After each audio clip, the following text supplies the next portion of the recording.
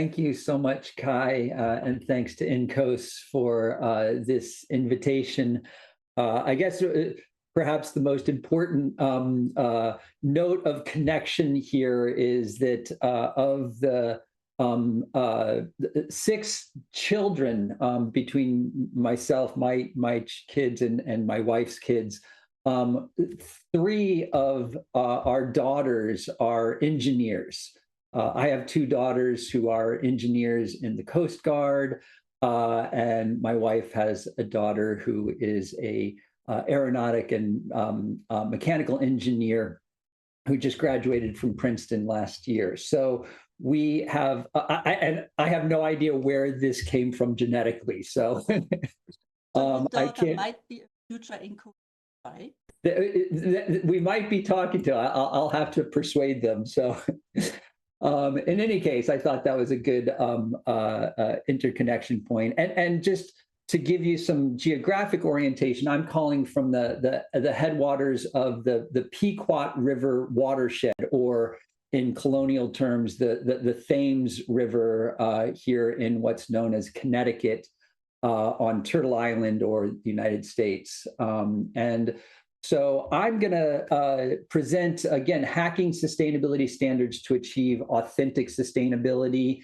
And yes, this does draw from the work that we at R3.0 did with UNRISD, the United Nations Research Institute for Social Development, to develop the Sustainable Development Performance Indicators. And that will come in a little bit. But this notion of authentic sustainability is really what we'll be focusing on today by taking a close look at what we might call or infer is inauthentic sustainability. I guess I need to do that. Oh, this isn't. There we go. So I want to start by looking at the sustainability standards field in 2023, and a sort of a general look at it would see that the sustainability standards were flying high. The Global Reporting Initiative had just released its general standards, the first new set of standards since 2013. The International Sustainability Standards Board issued S1 and S2, its first set of standards that were sort of across the board and then focused on climate. And then the European Union, the European Sustainability Reporting Standards, finalized the law that got the European sustainability reporting standards going. So everything was looking like things were flying high, unless you looked closer, which looked like they were driving off the edge into a cliff. And so that's what I'm going to walk you through today. In particular, I am going to be drawing on a body of research that we at R3.0 produced and published in 2023 called The Lost Decade, Sustainability Standards Sabotage Sustainability. And this is a body of research that I was asked to do a version of this for an academic journal, the Sustainability Accounting and Management Journal and Policy Journal, SAMPJ. And so I've gone through the fairly arduous process of creating that and then stewarding it through peer review and done with that. So this will be coming out, a version of this research will be coming out in a peer-reviewed scientific journal in the near future. So please, stay tuned to my LinkedIn profile, and I'll alert you then. But essentially, what we're going to look at is about the last 2 decades, looking at the Global Reporting Initiative, the Sustainability Accounting Standards Board, and International Integrated Reporting Council, the upper right ones, that then merged into the ISSB, the International Sustainability Standards Board, which operates under the International Financial Reporting Standards Foundation. And then finally, the European Sustainability Reporting Standards, ESRS. These are the primary sustainability standards globally. And here's just I'm going to do this in two trenches. I'm going to go back to the preliminary decade, and I'm going to walk you through this that you see right here, essentially the beginnings of establishing sustainability context as a principle, and then adding materiality to that. That was what one might call the beginnings of authentic sustainability. And then starting in 2011 is when the sabotage really started, where GRI erased sustainability context and from materiality, and then refused to provide further guidance on how to enact its sustainability context principle. In 2013, SASB predicated itself on sustainability, but it neglected to include the thresholds that essentially define sustainability. And then finally, in 2013, the International Integrated Reporting Council embraced the idea of capitals, but it rejected the idea of carrying capacities of those capitals. So in other words, these thresholds. So that's what I'm going to walk you through first, and then we're going to do a second tranche. And then in the end, I'm going to talk about how you can do authentic sustainability now that the United Nations has released the Sustainable Development Performance Indicators.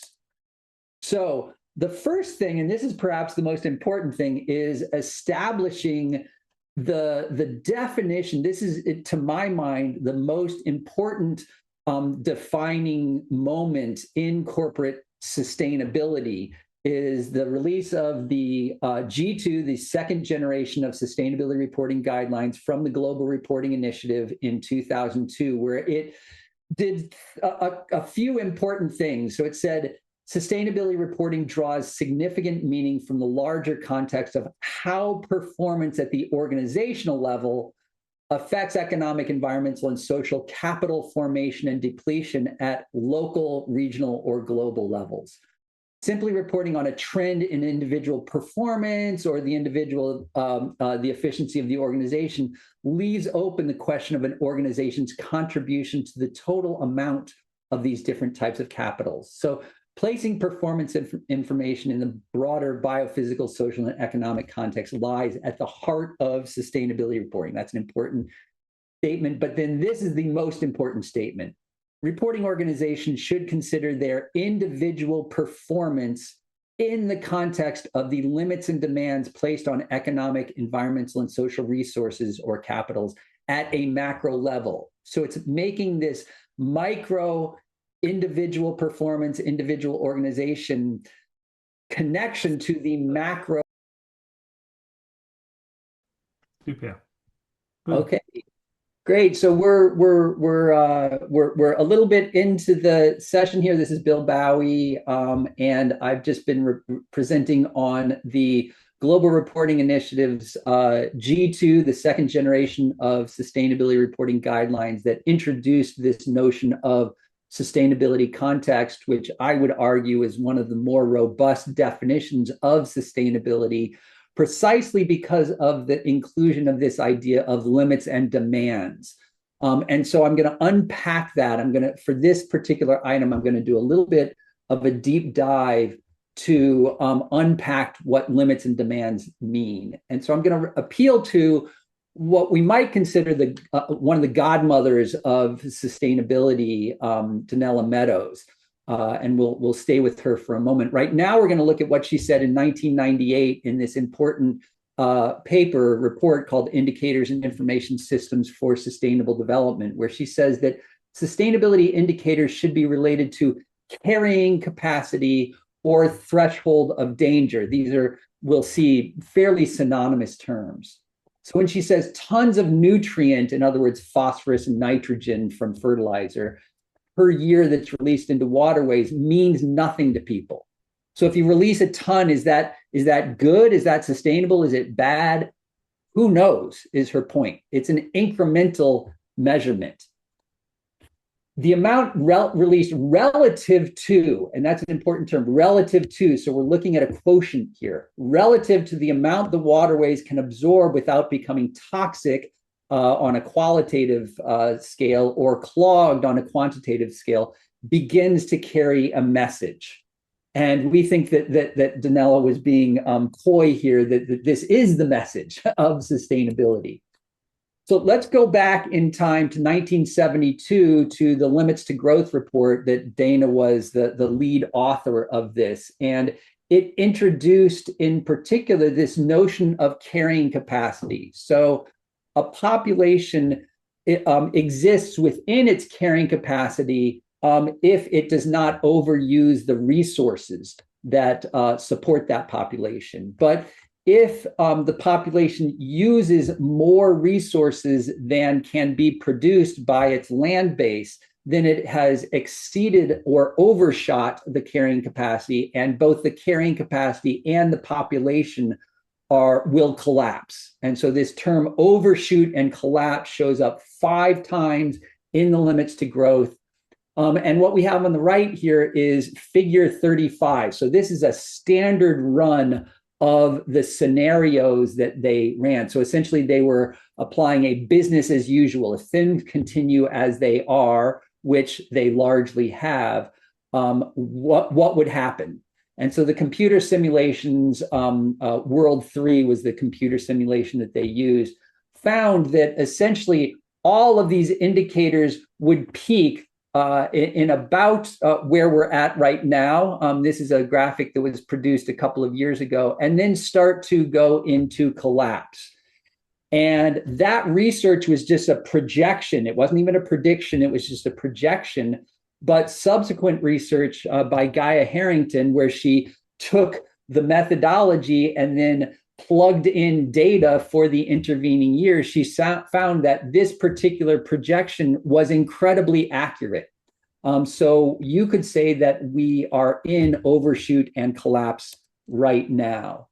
For a deeper look at that, the ecological footprint, which was created by Bill Rees and Mathis Wackernagel in the 1990s, they created a methodology for measuring carrying capacity and measuring overshoot, what they call Earth overshoot. And what their 1990s calculations showed was that humanity entered overshoot in actually precisely on December 25th, 1971.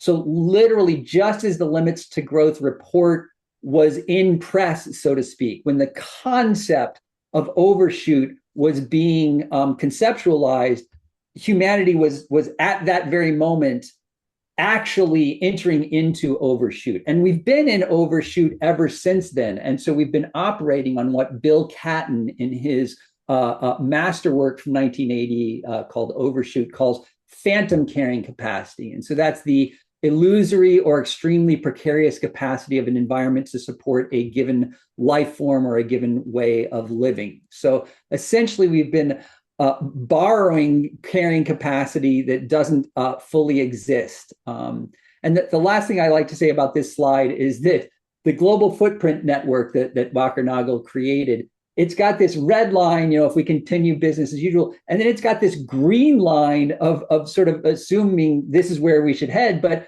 note that we're still in overshoot if we follow that green line. So what we really need to do is get that green line down into our comfortable carrying capacity.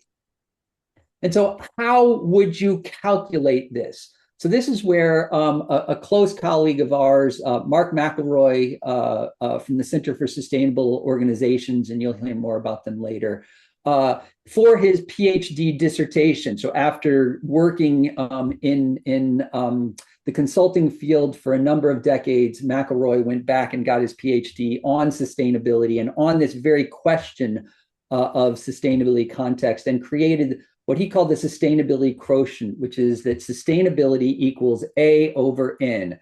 Actual impacts, that's the numerator, over normative impacts on the carrying capacities of vital capital resources. Or in other words, what would those impacts need to be in order to be sustainable? And so this is essentially, Mark actually worked directly with Dana. He was the chair of the Sustainability Institute that she created with her MacArthur Genius Grant money. And so this is essentially an extension of Dana's work after she passed away in 2001. And I interacted with Mark starting in 2005 or 2006. So we've been working closely together ever since then. Alan White, who was the CEO of the Global Reporting Initiative at the time, and he was working closely with my colleague Ralph Thurm, who's on the call, and he's my close colleague, the managing director of R3.0, who headed up the principles work stream that created the sustainability context principle. He said, sustainability requires contextualization within thresholds. That's what sustainability is all about. Yet to this day, contextualization rarely appears in sustainability assessments. This is me talking to Alan in 2013. So 12 years ago, he's already saying that this isn't there. We don't have decades to get serious about context in light of the ecological and social perils that lie ahead. So this was 12 years ago. They no longer lie ahead. They are with us. So we really need to get assertive, is what Alan was saying. So now, after that background, I'm going to come back to the storyline of what's happening with the sustainability reporting standards. And this is a happy story still. In 2006, GRI released its third generation of sustainability reporting guidelines, G3, and it introduced another principle around materiality. Now, materiality is a well understood concept in financial reporting, and it sets sort of relevance thresholds. If something is sufficiently relevant, then it's considered material in financial reporting terms. But it basically said, well, there are other thresholds that exist, namely sustainability thresholds. So we would need to add these sustainability thresholds to the definition of materiality. So the GRI definition of materiality held these two concepts of thresholds when it was first introduced in 2006.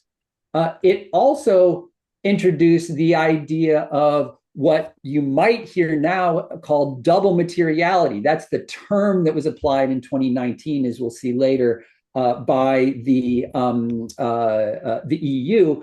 But they completely ignored the fact that this concept of inside out and outside in impact. So in other words, the inside out impact is, what is the organization's impact on the world, positive or negative? Outside in is, well, what is the world's impact on the organization? And what GRI was saying is, hey, you need to look at both. The other thing that GRI introduced in this 2006 G3 sustainability reporting guidelines was a materiality matrix. So a matrix that enabled you to plot where material issues are based on essentially stakeholder decision-making on the vertical axis, and then on the horizontal axis, importantly, significance of economic, environmental, or social impacts. And so that's inclusive of both inside out and outside in impacts. So everything is happy, we might say, up until 2006. Now, fast forward to 2011, and GRI introduces G3.1. So this is supposedly a minor change to the G3 guidelines, but what our colleague Stephanie Bertels from the Embedding Project, which is focused on this kind of context-based information, says they did a quick sleight of hand where you'll see on the bottom axis, we no longer have these inside-out economic, environmental, and social impact, which you might call a kind of altruistic approach. Well, what is my impact on the world? And it's replaced with significance to the organization. So we've replaced altruism with narcissism. Essentially, what is the impact on me? And that is what I'm going to assess. I'm going to set aside this, what is my impact on the outside world? So this was really a huge problem that went largely unnoticed. McElroy actually published an article at the time, but this really, in the broader conversation, escaped notice. Now, in this time period, we also had the broader scientific community creating research on, well, what are these thresholds in the real world? And in 2009, Johan Rockström and colleagues associated with the Stockholm Resilience Center introduced the planetary boundaries framework, which essentially said that there are these 9 biophysical systems that have thresholds in them. In other words, these are demarcation points beyond which we enter into systemic risk of tipping point collapses, so that biophysical system could collapse and no longer operate the ways that it has been for thousands of years. Also in 2012, Kate Rayworth from Oxfam at the time looked at those, what you might call the outer ring or the ecological ceilings of the planetary boundaries, and she embraced those, but she added what you might call social foundations. So if we can't go, if there's a limit to how much negative impact we can exert on the environment, there's also a minimum level of social stability and foundation that's needed. And so she asserted these 12 in the concept of the donut. So we had both environmental and social thresholds that were making their way into the broader research.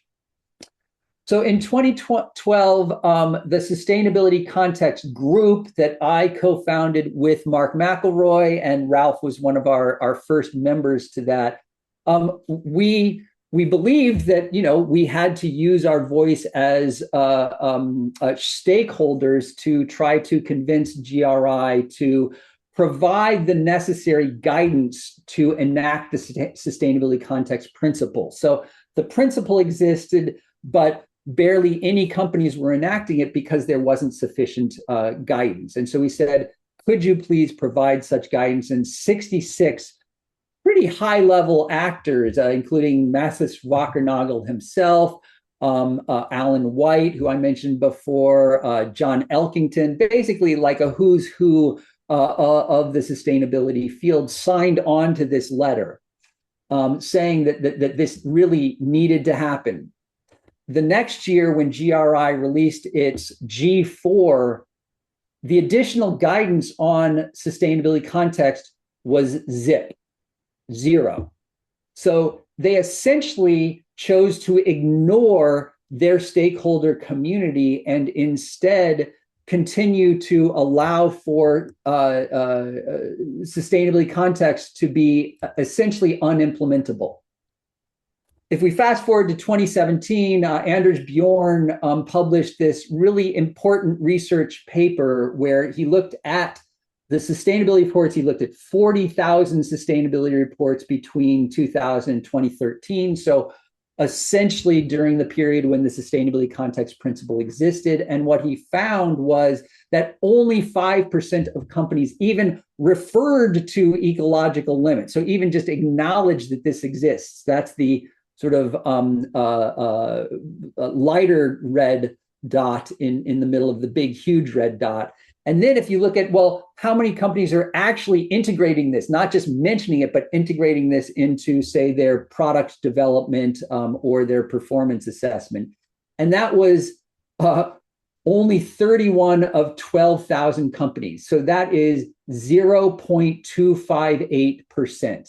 So essentially, no companies were enacting the sustainability context principle after a decade of its existence. And GRI said, well, we're comfortable with that situation continuing.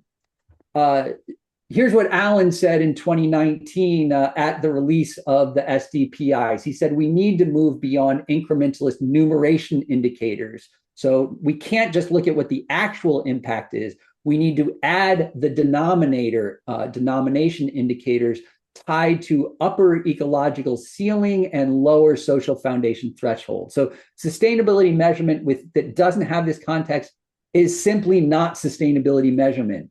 And arguably, everything that has been produced over the past 2 decades is not sustainability measurement. We have seen precious little actual contextualization out there. So I want to pivot now to the other emerging initiatives that started to happen around this time period. So the Sustainability Accounting Standards Board came out in 2013, and it basically said, we're going to use the term sustainability in our name, but we are explicitly going to reject the integration of these sustainability thresholds, the thresholds that essentially define sustainability. And they went so far as to put a page on their website where they responded to us as the Sustainability Context Group and other proponents of context and said, we are not going to do this because SASB is setting minimum standards that comply with the SEC, U.S. Securities and Exchange Commission requirements.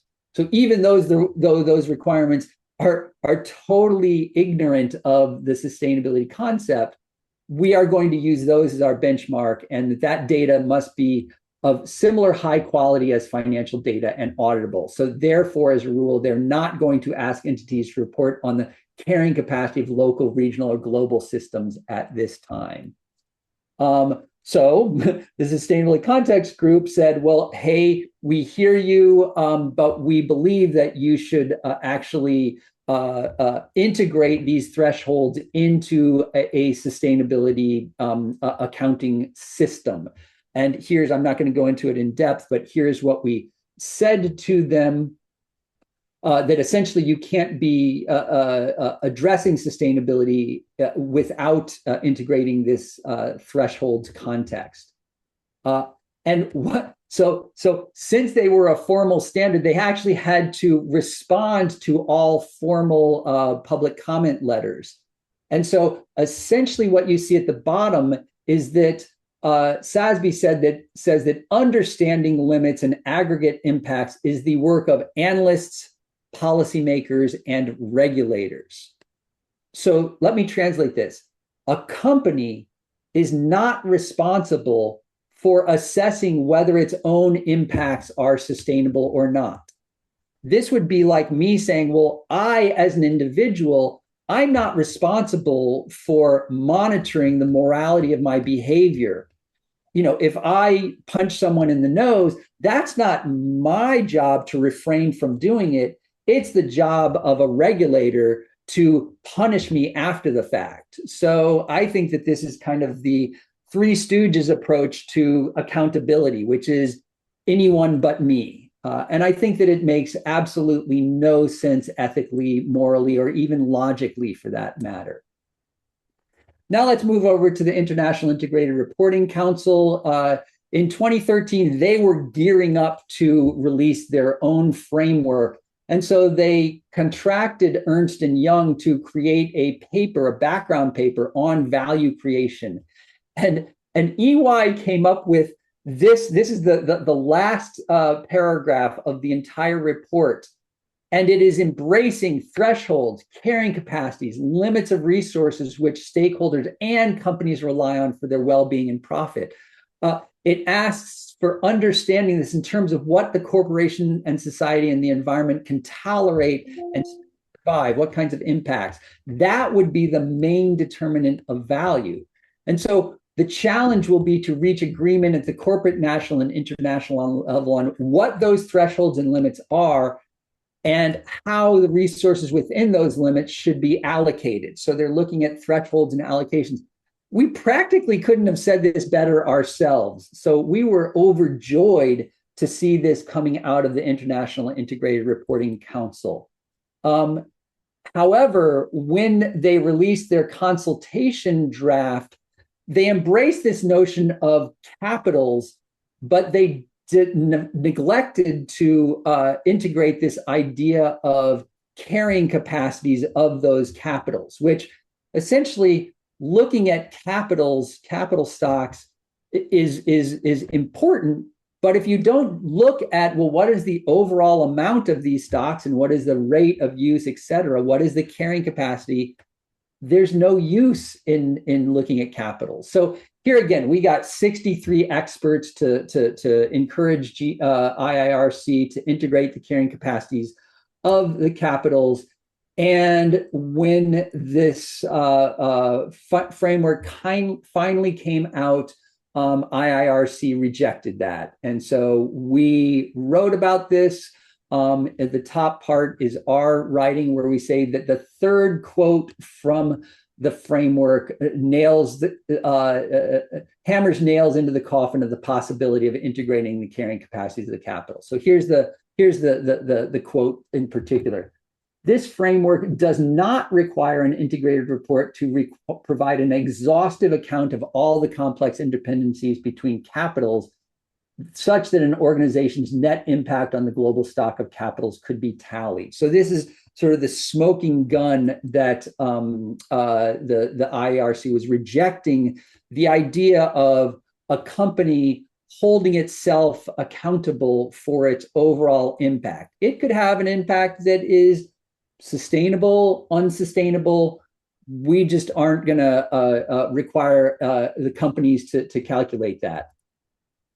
So in summary, if we're looking at the years 2002 to 2013, what we had was the development of an authentic approach to sustainability that got chopped off at the knees midway through the or near the end of this decade, and that the two emerging standards, SASB and IARC, also chose to undermine the idea of sustainability, particularly from a context-based or thresholds-based approach. So now I'm going to look at lost decade number 2. So this is from 2014 to 2023. That's the period that we looked at for the research. And essentially what we see is that IIRC reiterated its rejection of the carrying capacities of the capitals. And then if we fast forward to the present, closer to the present, GRI released its university sustainability standards, and it continued to have the sustainability context principle. It provided slightly more guidance, but it removed the idea of performance from the definition, which was huge. It was basically saying, well, we're moving from requiring a literal calculation of your sustainability to a metaphorical guess of what that might be. In 2021, ISSB absorbed the IIRC and SASB, and in 2023, it released its first set of guidance, S1 and S2, and it rejected the idea of sustainability thresholds, and it introduced a sociopathic approach to materiality. Meanwhile, in the EU, the Corporate Sustainability Reporting Directive introduced exposure drafts that didn't include substantively sustainability thresholds. And then in 2023, those started the process towards ratification legally, and there was significant problems there. So that's what I'm going to run through now, and I'm going to do that probably a little bit more quickly, so I won't be sort of going into quite as much detail, so that I have time to get to the SDPIs and leave time for some question and answer. And I'm going to hydrate so that my voice doesn't go. So I noted here that the EU introduced the non-financial reporting directive in 2014. So that started the process of the EU pursuing basic legal ratification of a non-financial, is what they call it at the time, that became what's now called the Corporate Sustainability Reporting Directive.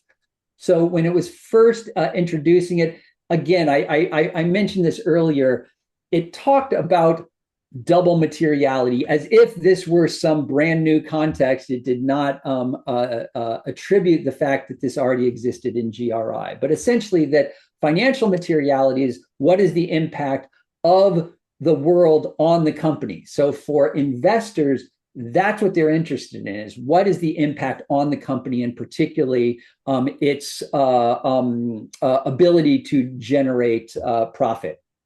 But of course, this goes in the other direction as well. The company has impacts. In this instance, they were looking at it on the climate or on environment or social issues. And so what they were saying is, we're going to expand the definition of materiality from just looking at financial materiality of the impact of the world on the company to include the impact of the company on the world. In other words, outside in on the left and inside out on the right. But they erased sustainability context. They erased the sustainability thresholds. The thresholds that define sustainability were nowhere to be found in this notion of double materiality. So arguably, double materiality is a regression in the sustainability field from the high watermark of 2006 to 2011. So I'm going to go through this relatively quickly, but this is just sort of the background research and proposed policy making that the EU is going through. And here's what they had to say in this taxonomy technical report.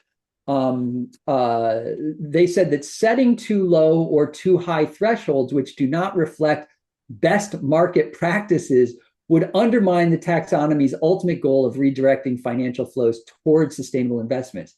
Consequently, the selection of the taxonomy's thresholds has been carefully considered based on existing standards and consultation processes with experts in the relevant field. So we at R3.0 in our sustainable finance blueprint, we had this to say. So we took that explanation that you just said, and we said that it makes it clear that the EU technical expert group is approaching thresholds not as biophysical realities that must be abided in order to achieve sustainability in the real world, but rather as political variables open to negotiation amongst those with diverse positions of power. So all of this raises the question just how investments can possibly be sustainable if the thresholds used to measure them are divorced from biophysical reality. Unfortunately, this statement was as true then as it was now. We wrote into EFRAG, this is the organization, the European Financial Reporting Advisory Group, that was creating these European sustainability reporting standards. We wrote in and identified the fatal flaw of not including sustainability context, the thresholds and allocations from the draft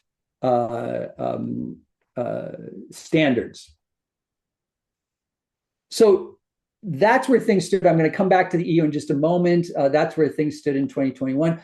I want to just, before getting to GRI, where it stood at 2021, I want to go back to our definition of sustainability context. And you'll notice in this version, we've got performance highlighted here. So in this definition that ran about maybe a half to 3/4 of a page in total in G2, performance is mentioned 4 times at least in these quotes that we've gotten. And that's because we're trying to look at what is the literal status, what is the literal performance of this organization in the real world. And so performance obviously played a key role in sustainability context. And yet, when GRI released its draft standards, exposure draft standards of the universal standards in 2020, it erased the notion of performance from the definition of sustainability context. And it introduced things like sustainability context principle calls on an organization to draw on objective information and authoritative measures. So draw on compared to assess performance. That raised a huge red flag for us. So we wrote down to the GRI in another public comment letter where we encouraged GRI to put performance back in.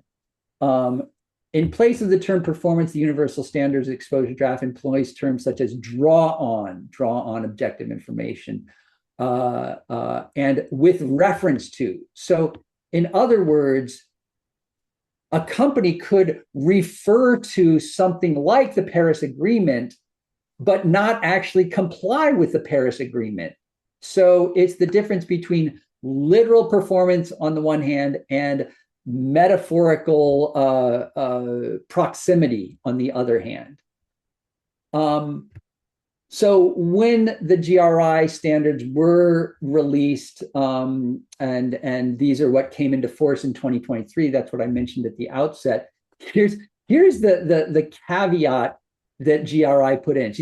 They said information reported using the GRI standards can help users assess whether an organization meets the expectations set out in these instruments. It is important to note that the GRI standards do not set allocations, thresholds, goals, targets, or any benchmarks for good or bad performance. Well, who ever asked GRI to set those thresholds or allocations? Nobody has said, GRI, you are the body, you are the scientific body that should be setting those. No, of course, those are going to come from the Planetary Boundaries Network of scientists who are looking at that, or the IUCN or whatever. Those are the bodies that set the actual thresholds. So this was a red herring that GRI was saying, well, we're being asked to set these thresholds, but we're not going to do that. No, you are asked to provide guidance on how to align a company's performance with these thresholds. And so this to us was another smoking gun that GRI was trying to evade accountability for its evisceration of the requirement of assessing performance. Now I want to go over to ISSB and note that in their exposure drafts of S1, which was general requirements for disclosure of sustainability related information, they don't even include a definition of sustainability. They only define sustainability related financial disclosures. So they're looking at a bounded space. So even though the term sustainability in its broad sense is included in the name, their actual purview is this very narrow sense. And this particular paragraph where they say an entity's activities result in adverse external impacts on, for example, local communities, it could be subjected to stricter government regulations and consequences of reputational effects. For example, negative effects on the entity's brand and higher recruitment costs. So I just want you to pause for a second. We're talking about literal adverse external impacts. And what is the concern of ISSB? Is it concern for the stakeholders who experience those adverse external impacts? No. What they care about is the company that exerted those adverse impacts. What are the impacts on the company from doing this bad stuff? So this we found really highly problematic. We essentially identified in our comment letter to the ISSB that they are essentially enacting definitional co-optation to use the term sustainability, but to use it in a way that removes the defining characteristics of sustainability, namely the sustainability thresholds, and that sustainability applies at a systems level. You cannot look at sustainability and say, oh, well, what is the sustainability of this subset? While ignoring the fact that a larger set is unsustainable. So you can't have sustainability of a smaller entity within a system that is unsustainable. So that's the first thing that we noted, was this nonsensical definition of sustainability that was seeking to co-opt the idea of sustainability. And then also this idea of sociopathic materiality, where what's material is not the adverse impacts on the outer world, but what is the impact on me. And we likened it to attending to the gunpowder burns on the trigger finger. So pay no attention to the bullet that has entered the heart of the victim. We're worried about whether shooting this gun may have harmed the perpetrator. That is the sort of literal analogy that was in play. Finally, let's go to ESRS. And this is what we were saying in 2023, that, you know, perhaps ESRS is our best hope because it integrated performance metrics, because it called for sufficient contextual information to interpret this performance, and that in a few instances, ESRS included sustainability thresholds, but not comprehensively, which to us made no sense at all. Why cherry pick where you're going to integrate sustainability thresholds? I will just say that things have gotten worse since 2023. And at this point, there is no hope that ESRS will deliver on the promise of authentic sustainability.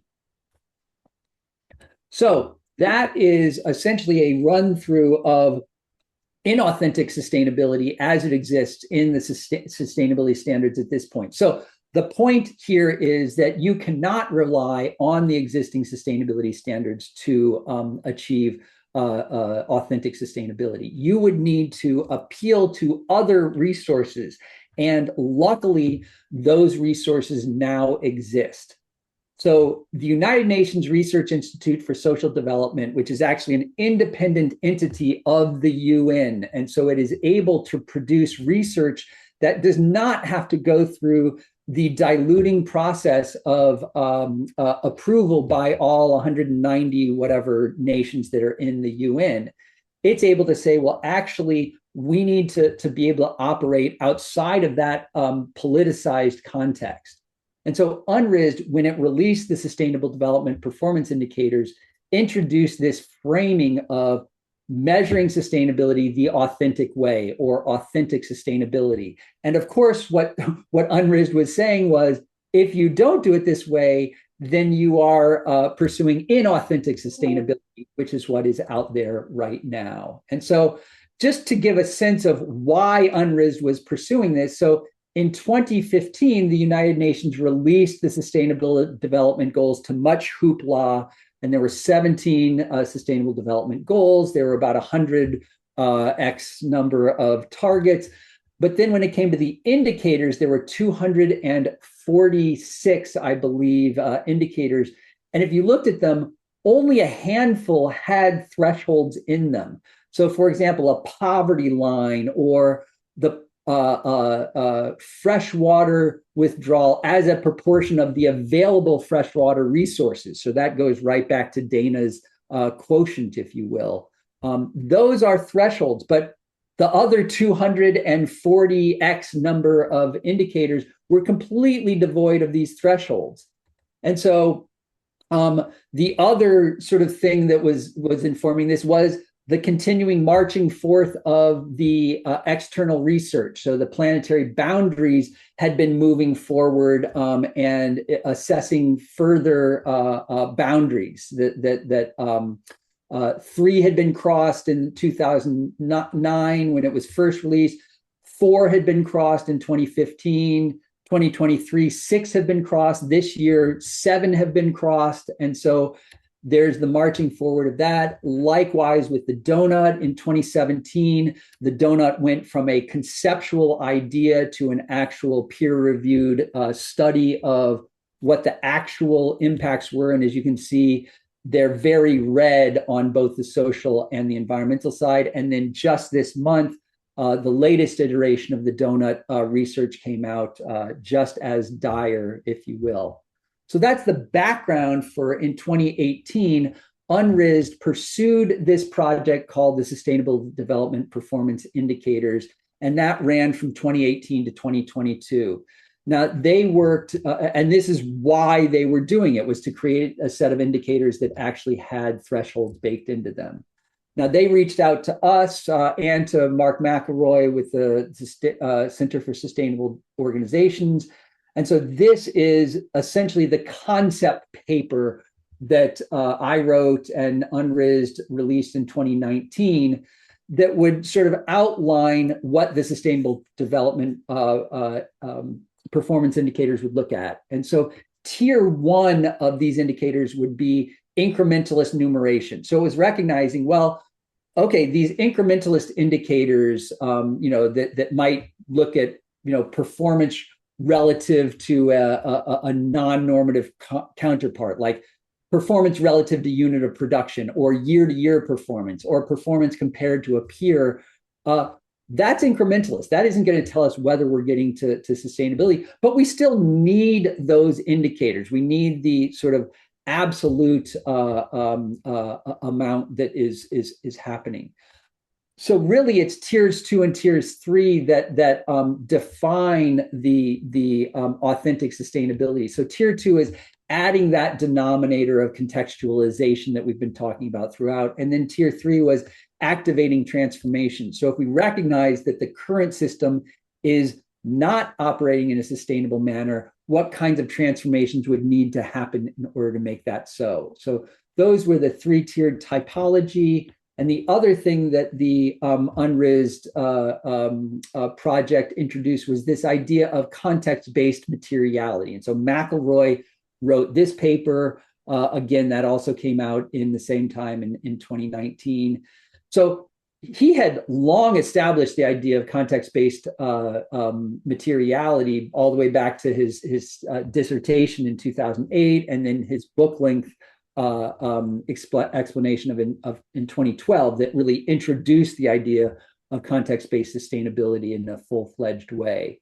And essentially, context-based materiality says that companies having an impact means that they have duties and obligations to their stakeholders to manage those impacts in normative or sustainable ways, such that they are respecting the carrying capacities of those capitals. So performance assessment that is not made in these terms is liable to be arbitrary and incrementalist. That's the point that he made with context-based materiality. And so just as a quick introduction of these ideas, again, single materiality or financial materiality is the outside-in impacts and risks. Double materiality is the outside-in and inside-out. And so what we proposed was that essentially triple materiality would be outside-in impacts and risks, inside-out impacts and risks, and all of those within the carrying capacities of the capitals, within the donut, if you will, would be triple materiality. This is a concept that is not embraced largely, primarily because we are a relatively small group of people who endorse this, and the larger players have more voice. So most of what you hear nowadays is about double materiality, even though that does not include the idea of sustainability thresholds. Finally, in 2020, here's another report that factored into this SDPI research. This was primarily looking at what is transformative change, and it also looked primarily at the social side of that: fair remuneration, gender equality, corporate taxation, labor rights, et cetera. So this report was important for setting the research foundations for the indicators that were being created. In 2021, we at R3.0 produced this report, Thresholds of Transformation. This was essentially looking at the pilot testing project that we ran for UNRISD, where all of these organizations, which were large for-profit enterprises such as Anglo American or Manulife, huge multinationals, or smaller for-profit enterprises like Waledo or GLS Bank, and what they called social and solidarity economy enterprises. So co-ops like Cabot Creamery Cooperative or Van City Financial, or farmers co-ops in India, et cetera. So all of them piloted these indicators, and we produced a report that essentially said all of these draft indicators were implementable by at least some of these piloting organizations. So the body of indicators that was produced did achieve the implementability threshold, if you will. And so that set the groundwork for the SDPI manual. So this was the release of the SDPIs in 2022, which again, you see the framing of authentic sustainability by the UN. And we had a quote from Alan White, where he calls this a Brundtland moment. When we look back in 10 years, this will be considered sort of on par with the Brundtland report that came out in the 1980s and really set sustainable development on the global stage. And so that's what happened at its release. And what it essentially did is it collapsed those three tiers into two tiers. The tier one was a set of 20 incrementalist indicators that were essentially already existing from UNCTAD, the United Nations Conference on Trade and Development. It had already spent years developing these. So UNRISD basically just absorbed those. So it's really tier two that is of interest, and that was thresholds and transformation-based indicators. So it put tiers 2 and 3 together. It also looked at soft and hard context. So hard context is these thresholds-based indicators. Soft context was basically saying, well, the term context applies more broadly, and it could be, what's the time series, the context of not just a one-year snapshot, but a 5-year trend look. The granularity or transparency, or the transformational quality of it. Those are the soft forms of context. And so this was released in a manual and an accompanying digital platform where you could enter the numbers and the platform would spit out your performance assessment. And importantly, the SDPIs embraced the sustainability quotient. So this is a screenshot from the manual itself. And so 16 of these 61 indicators explicitly integrate this sustainability quotient into them, and you'll see that in the manual. So this is the best guidance available right now to pursue authentic sustainability. And so what we recommend is that, of course, organizations would need to fulfill the baseline requirements of these other standards potentially. But what we say is you should first apply the SDPIs as your more literal or authentic or accurate assessment of your sustainability performance. And then use that as your starting point for fulfilling whatever requirements of the existing standards you must. And using it as a rationale if you're challenged, if you don't fulfill some of the standards requirements, being able to say, well, this is why, because the standards are actually poppycock. So the last thing that I'll say here is that, so after going through this process of creating the SDPI, supporting UNRISD to create them, we at R3.0 collaborated with Mark McElroy from the Center for Sustainable Organizations to create a training program. Over the past 3 years, we have had over 200 people, I believe, go through this training program. And it is coming up again on the 18th and 19th of November. So it's basically a 8-hour deep dive into the information that I've just been presenting. It's 2 modules per day of 4 hours. And so that gives you an introduction to context-based sustainability and triple materiality, an introduction to the UN SDPI, to the scorecard, that I didn't do. And then in particular, an even deeper dive into the standards, particularly with a current update from Ralph Thurm, who's on the line here. So I didn't quite do that. I was striving to do that in an hour and went a little bit over, but this does give time for some Q&A.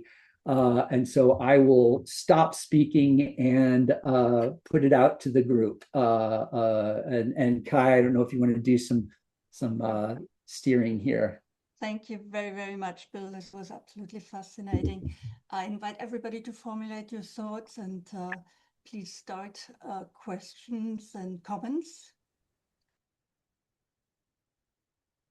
Sure. Oh, fantastic presentation, Bill. Really enjoyed it. I mean, the sad reality is we live in a capitalist world that's driven by return on capital, and that's what makes the world turn. I wish we could use Donato Mello's leverage point and just change our paradigm to something different, and things would work out. But my comment would be,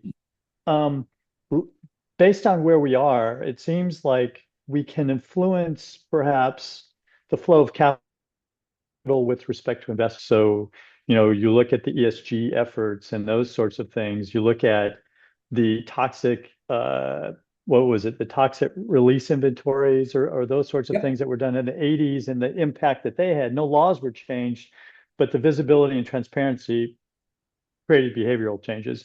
So one of the things we've been looking at is strategically is what do we need to do to get corporations and organizations to do basically a release of information that's objective, that you can't greenwash, that can influence the price earning ratio and the value of organizations to influence behavior.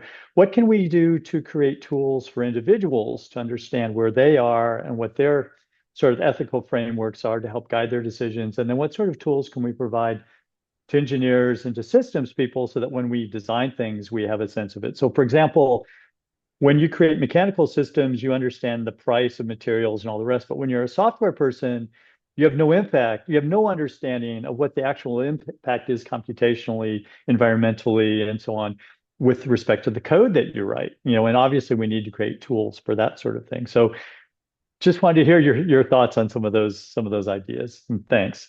Yeah, thank you, John. That's a really great question. I guess the first thing that I would say is to caution us in terms of applying what we learned from the TRI, the toxic release inventory. And again, this is a sort of famous instance where just releasing the information led to a reduction. Now that's because one might say, because what was being released was so transparently egregious that it had that declining effect. I would caution us against assuming that dynamic is universal and that essentially transparency will always lead to that. In particular, because we've had transparency around the impacts, the incrementalist, or so to just so I'll use a carbon footprint as an example. We know the carbon footprints of all companies at this point, or most of them. But again, we have to go to Dana's question of means nothing to people. Like, so if I release 2 tons of carbon dioxide, is that good? Is that bad? We don't really know.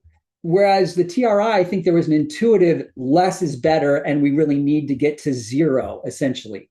And so same thing with the Montreal Protocol that ended up sort of resolving the ozone problem. That's often looked at as, oh, let's just do a Montreal Protocol on this and that will solve the problem. Well, what we found is that ozone stabilized of the 9 planetary boundaries, but the other 8 planetary boundaries are in dire problems. Again, so I think we have to be more sophisticated on the assumption that data, uncontextualized data, will solve the problem. So essentially, that's why contextualized data is so powerful, but also so threatening to the capitalist system, because it basically says, capitalist system, you actually cannot grow infinitely. Here is precisely what those limits are. And capitalism does not like limits. Capitalism likes to think that that infinite growth is possible. So that's the sort of the first part of your question. The second part of your question is essentially, what can we do from an engineering and particularly a sort of looking at the data inputs?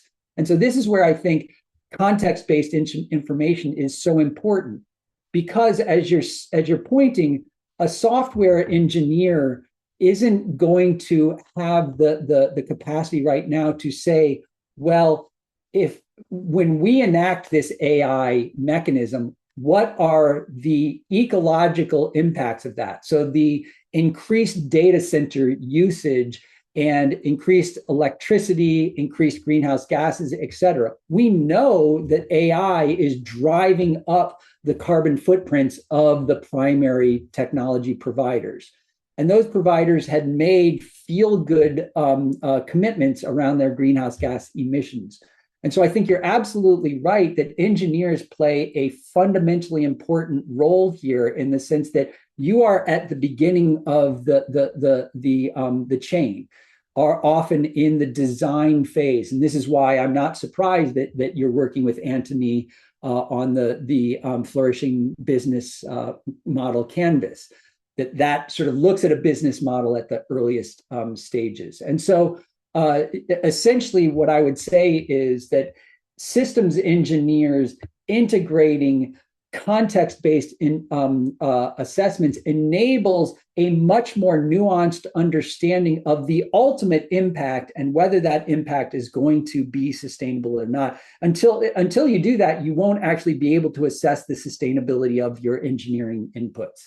So I hope that helps. So thank you for that. Appreciate it. I would like to follow up on that and provoke a little bit. I'm not sure. So we are seeing a revolution, let's say, in monitoring nature tech and Earth observation data.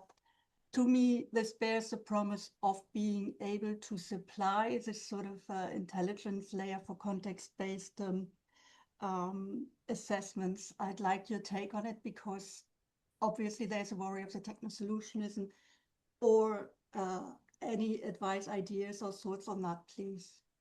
Yeah, well, I think that technology can play a good or bad role. I mean, I think we all know that technology is in some ways agnostic. It's how it's used that is really the issue. And there's certainly, human beings have been employing technology, since we were in caves. So technology will always be part of human existence. I think that what you're pointing to, Kai, is the fact that as data becomes more and more available, it is certainly feasible, and the UNRISD platform shows this, to basically integrate a sustainability quotient into a software or a platform formulation, and the data increasingly exists. So we can create, and draw on APIs to pull both the organization-specific data, so it's carbon emissions, it's the diversity of its board and the diversity of its workforce, et cetera. All of these are data that we can pull from the company, or the company can produce itself, and we can then integrate that with some of it is external data, but you can draw it from very credible sources. Now, does all of that data exist? No, some of it, I think there's still data quality and data accessibility issues that need to be addressed, but much of this data is available, and it's not being merged together in general nowadays, that there aren't platforms where you can readily do that merging. And so that's what I think that the next horizon is for this line of work. So Peter, you have a comment or question? Yes, thank you so much, Bill, for this wonderful presentation. I'll get to my question, but a bit of a backstory first. So I've been in sustainability in air quotes consultant for the last 4 years. I got into it in a roundabout way. I was a nonlinear kind of person to begin with. My career has gone in a nonlinear trajectory. Started out in education. Worked and lived in Nunavut, Canada for 9 years. And then it was really my conversations with Inuit elders talking about how climate change had affected their traditional sea ice hunting routes before climate change became common knowledge to the rest of the world. That kind of transpired me to, and the upcoming sustainability and energy transition that made me pivot. And so I was really excited when I got my first kind of shot at corporate sustainability, right? But as you've talked about, and as I've come to realize over the last 4 years, right, there's this huge elephant in the room. Obviously, infinite growth on a finite planet, but in terms of corporate sustainability, we're working to what we think is making companies sustainable, but we're not really addressing sustainability at its root cause. And that's why I think these sustainable development performance indicators are super important, and that context is super important. And we've talked about a lot of the challenges over the course of, decades now in terms of implementing these things. But maybe you could describe or talk about some of the successes where you've seen these performance indicators implemented successfully, and maybe talk about, some things people like myself can do to help, further socialize these indicators. Yeah, thanks, Peter. That's a great question. And so I guess I would point you to, so in this presentation, we mentioned the pilot report. So these were successfully implemented at, I think it was about 24 companies. That won't help you as much in terms of specific details because we didn't, align them with specific companies. After they were released, I think the best example that I could point to is GLS Bank in Germany, which participated in the pilot project. And so unsurprisingly, its next sustainability reports, and I think that there have been either 2 or 3 since then that they've released, they integrated the SDPI concept sort of comprehensively in their work. And Ralph actually worked with them to do that, so he could tell you a little bit more about that. And their reports are in German, but they for one instance, I know they did a translation into English, so you can actually access a pretty comprehensive implementation of the SDPIs. That's where I would point to first and foremost. And I know on the R3.0 website we have a case study of that, so we can point you in that direction. Thanks, Peter. Thank you. So Ralph, I'll take Alain before, and then you might, because you can add what and summarize, and Ralph as a second, then to sort of draw on everything which was being said. So Alain, you please. Thanks, and thanks a lot, Bill, for the presentation. But very interesting. Maybe 2 questions that are related to what I understand as being a cascade between the planetary limit towards, as you said, the industry and even the product standards. And so I imagine it works, and I imagine for CO2, for instance, limit, which is for the global warming and other. But even for this, I would say rather simple. Even if the phenomena are not that simple, but it is additive. And how do you imagine to take into account the intermediate coupling? Maybe some people call it a rebound effect. For instance, I have a product, but it will lead to market behavior that is not planned. And yeah, so this is the first question. And the second is also about this cascade, but for other planetary limits, because for CO2 or for global climate change, you can make addition of CO2 and so on. But for instance, for biodiversity, what should be this cascading? Because it seems to be much more complex, sometimes local, sometimes not. So maybe I didn't understand well the cascade, but I think it's part of the double materiality you described. Am I correct? Yeah, so Ellen, 2 really good questions. So the first one, I think that the rebound effect, or sometimes known as the Jevons paradox, of that when you, in particular, increase efficiency, for example, that leads to the perception that, well, we've increased efficiency, so therefore we can use more. I don't think that necessarily we can solve human nature on that front. So that, again, that's a question of, does transparency automatically lead to a better outcome? I think what context-based sustainability can do is measure that rebound effect in real time, so that you would have precise information on, well, okay, are we actually reducing it, or are we experiencing this Jevons effect? And precisely where is that happening? At least conceptually, that could be pinpointed. So that's the first question. I think that the second question is, if I understand it correctly, the cascade would be sort of on a scale basis, and also the sort of the complexity. I'll handle the complexity first. So climate change is an incredibly complex system, or the climate regulatory system is incredibly complex, but we've narrowed it down to a set of greenhouse gases that are relatively simple, again, in relative terms, to wrap your head around, measure, and manage. I think you're right that biodiversity, in particular, the sort of causal effects are less clear. And so what I would say is that colleagues of ours, Mark McElroy and other colleagues, created a prototype for a biodiversity index, context-based, that basically the approach that they took was an index or a set of indicators that would look at biodiversity. And so it looked at the three primary elements of biodiversity of impact, habitat impact, non-invasive, non-native invasive species, and one other element I'm not remembering. And it basically says we need to look at all of these elements, and including on the impact side of things, climate, water, habitat loss, etc.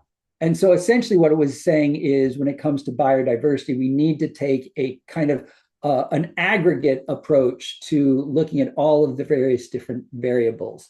So the last thing I'd say here is that the Science Based Targets Network has done a pretty good job, in my estimation, of coming up with a context-based or thresholds-based approach. So thresholds-based approaches do exist. They're just few and far between. But I would point to the Science Based Targets Network for biodiversity and other ecological impacts. So I'll leave it at that. I hope that was a helpful response. Thanks. The floor is yours, please. Thank you. And thanks, Bill, again, for making it so concise and doing it in a little bit more than an hour. 20 years in an hour is a lot.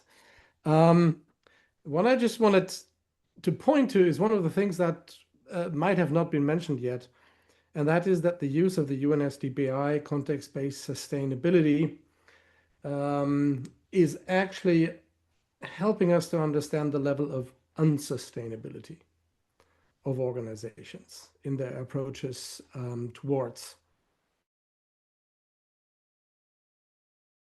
development and so on. And as we are in an economic system collapse, where we can't really expect a lot from politics, they are handcuffed, castrated, if you want, with regard to the capability to find solutions in a polycrisis. There is a lot of effort to think about what the investment sector or the financial sector can actually do. And with the help of the UNSDPI,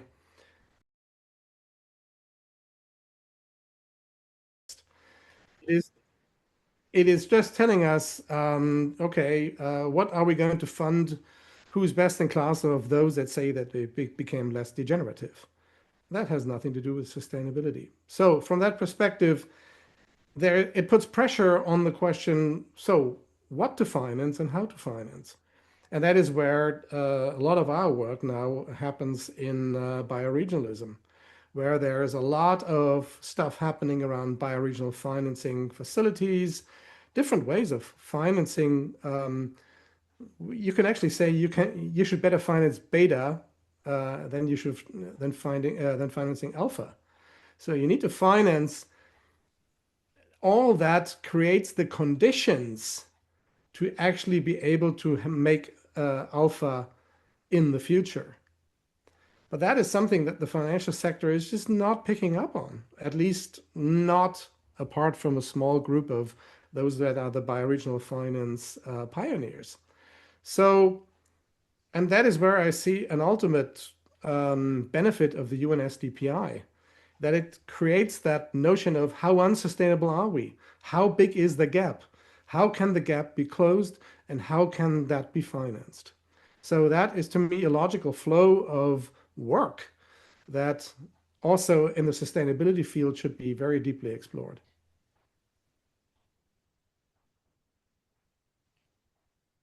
Thanks, Ralph. I should say that in this presentation, I was doing the presenting, but Ralph was involved in both the work itself on the ground, particularly with the Global Reporting Initiative back in 2002 and earlier, and in the research that was happening. So Ralph and I have been involved sort of side by side for more than a decade at this point. And I guess I would just end by saying to folks that I think that the kind of analysis that you just heard from Ralph is what we go into in much more depth. So again, not necessarily wanting to sort of shamelessly promote the SDPI trainings. I think you all can do fine however you choose to engage with this, but those who do want to do a deeper dive, that's the kind of analysis that Ralph just did in the last, say, minute or two, expanded over an extended time. So encourage folks to check that out if you're interested. Kai, back to you.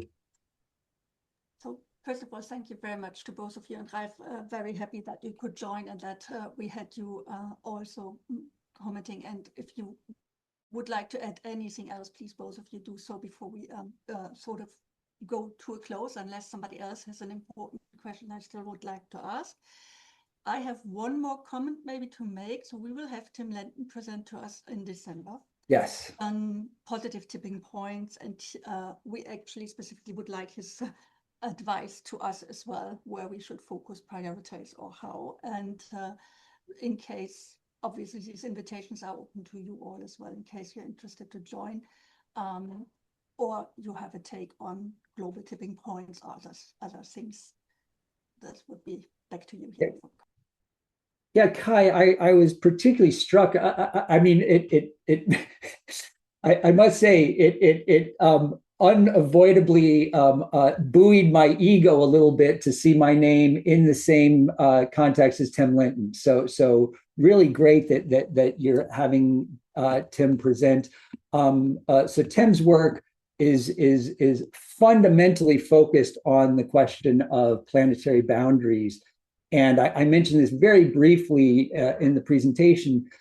Planetary boundaries are thresholds. And the planetary boundaries concept define thresholds as essentially a warning signal before the more hard boundary of a systemic tipping point.